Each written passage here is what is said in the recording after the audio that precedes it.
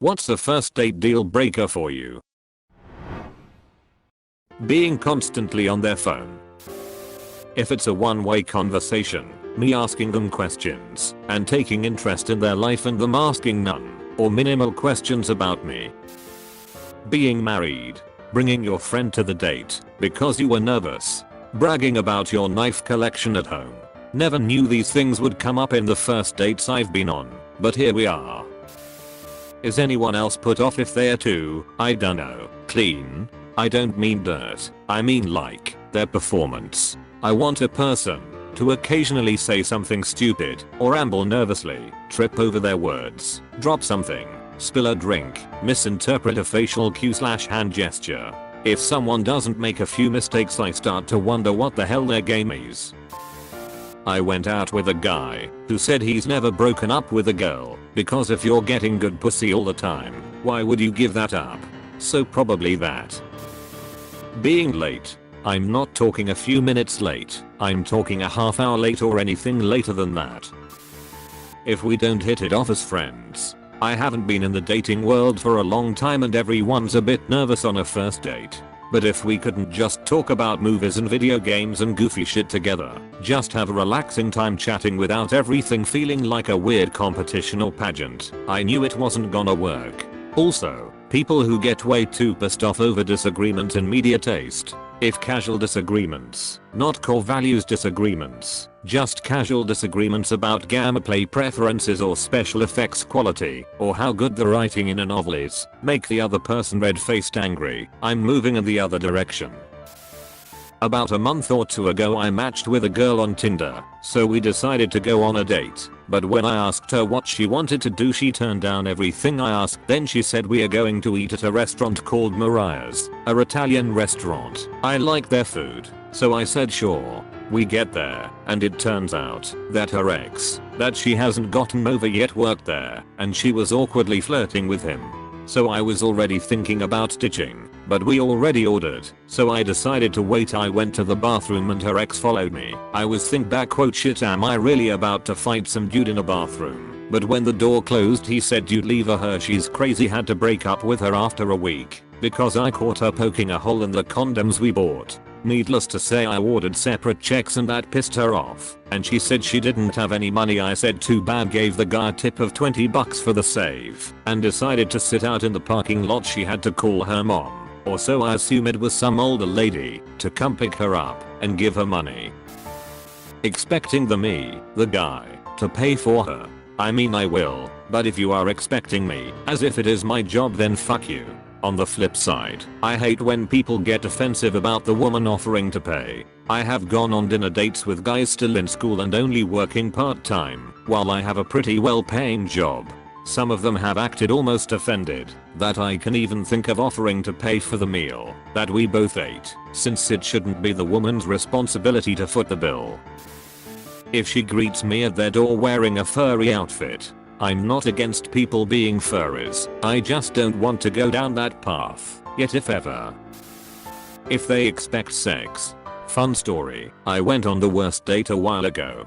Guy seemed nice enough when we first met, but during the first date, I realized he was a total sleaze and maybe crazy. He asked me out of the blue if I was on birth control. When I said yes, he said, "Sweet, that means I don't have to wear a condom." I was so taken aback. Who says stuff like that? At that point, I knew I'd never touch him, not when a 10.5-foot pole, but I felt weirdly compelled to explain to him how stupid that was. I asked what he'd do if he knocked me up. "Oh, it's no big deal. You'll just get it taken care of, that's all." He didn't understand that abortions aren't cheap, easy to get, or fun. When I expressed that, he rolled his eyes and said condoms weren't fair to him, and that having to wear a condom is a deal breaker. I left that restaurant so fast I must have made his head spin. He tried to backtrack, said maybe I can make an exception for you. I declined and told him I wasn't interested. Then he tried to call me up 9 months later to hang out, because no girl in all of DC wants to go on a date and it's so frustrating. Maybe because you're gross and awful, dude. Also, this guy was 30. I'd expect this bullshit from a teenager, not a 30-year-old. Bad breath.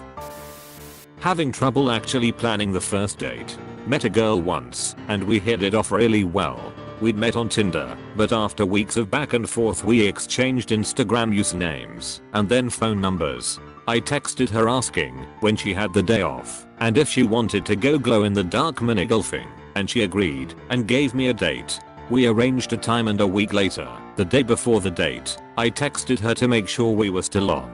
Her parents had apparently made last minute plans and she needed to babysit her much younger sister. Alright, fine, it happens. We agreed to try again some other time, and eventually I asked her to meet up and watch the premiere of the Netflix Umbrella Academy series with me on release day, which was exactly 2 weeks away, and she agreed.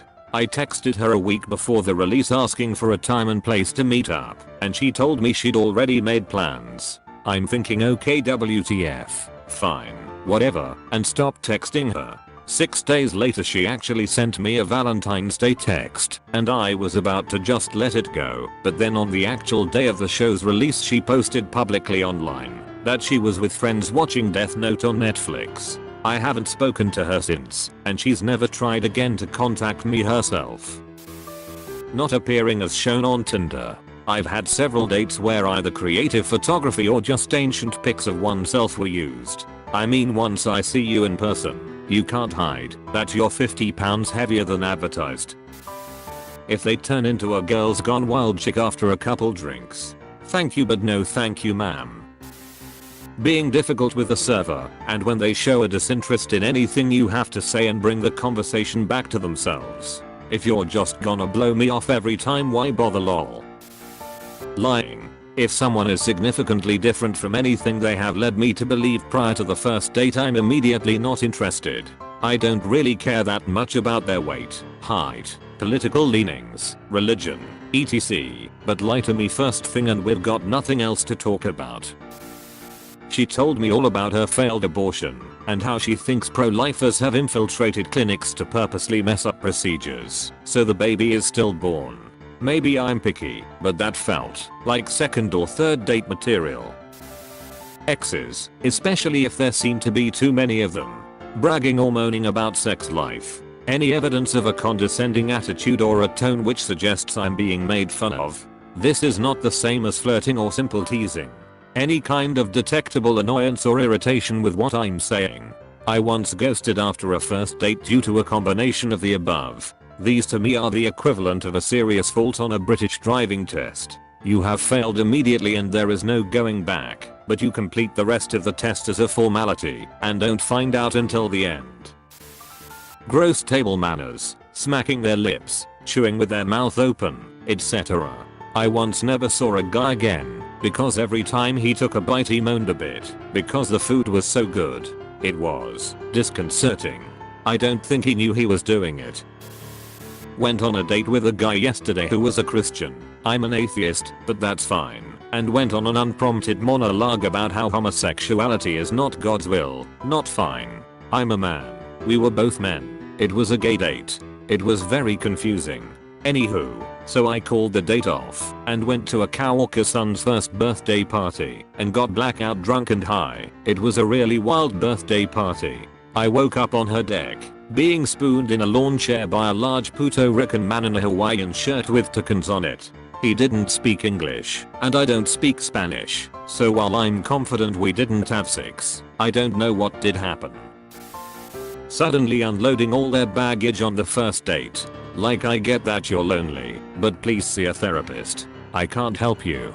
I'm not looking to get into a relationship with someone who is codependent. I want to date a man who can be a life partner. 1. Any heavy drug use discussion. I don't mind if you've smoked a little pot or whatever, but if you think I'm going to be impressed by your shrooms habit. 2. Being on their phone the whole time. It's a date. If you're bored / not interested, say so and leave. It's fine. 3. If they currently or plan in the future to identify as a man. I'm not into dudes. Just women, no matter how they may have previously identified. Dating in my teens and early 20s, I was naive and insecure. So loved it when a guy said I was so much better than his last girlfriend who was a bitch. Dating again in my 50s. Being wiser and secure with myself. My response to the ex-bitch story is, what the hell did you do to her?